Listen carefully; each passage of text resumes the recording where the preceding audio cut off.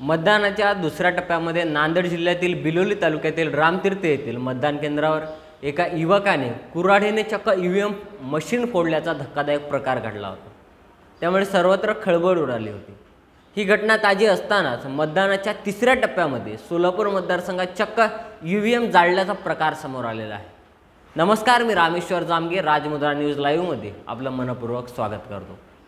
काल दिनांक 7 मे रोजी लोकसभा निवडणुकीचा तिसरा टप्पा पार पडला।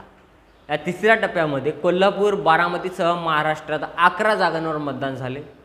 तिसऱ्या टप्प्यामध्ये एकूण 12 राज्य आणि केंद्रशासित प्रदेशातील 93 लोकसभा मतदारसंघांसाठी मतदान झालं।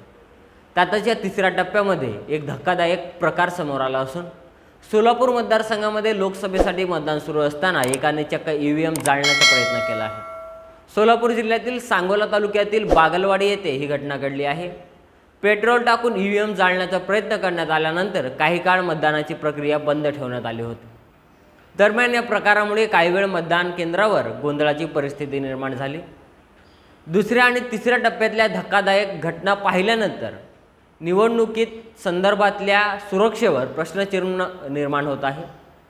सर्वसामान्यांच्या मनात निवडणुकी संदर्भात विविध प्रश्न उपस्थित होत आहेत। या सर्व घटना लक्षात घेता निवडणुकीसाठीची यंत्रणा ही अधिक सजग व्हायला पाहिजे आणि गांभीर्याने त्यासाठीच्या सुरक्षेकडे प्रशासनाने लक्ष द्यायला पाहिजे, ही भावना जनसामान्यातून उमटताना दिसते।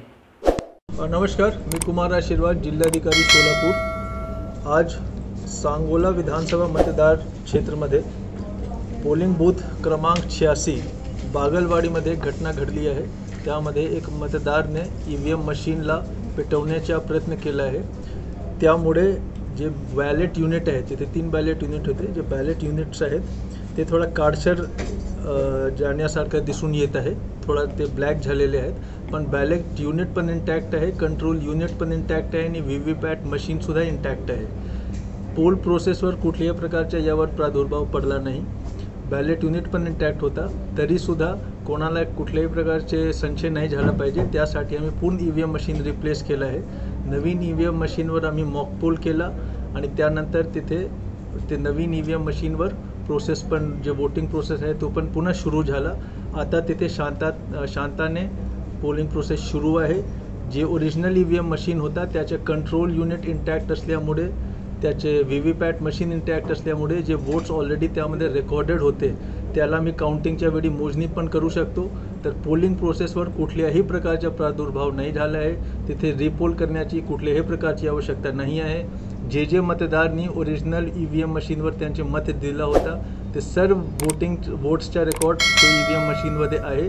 कुठल्याही प्रकारचा प्रॉब्लेम नाही झाला आहे। होण्याचा प्रयत्न केला होता, त्याला पोलिसांनी ताब्यात घेतलं आहे आणि त्याच्यावर कायदेशीर कारवाई पण होईल। बस, म्हणून कोणीही कुठल्याही प्रकारच्या अफवावर विश्वास करू नका। आणि तिथे पुन्हा मी सांगतो, पोलिंग प्रोसेस एकदम शांततेने पुन्हा सुरू झालेला आहे। धन्यवाद।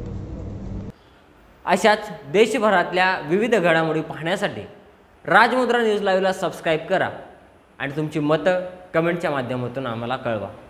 धन्यवाद।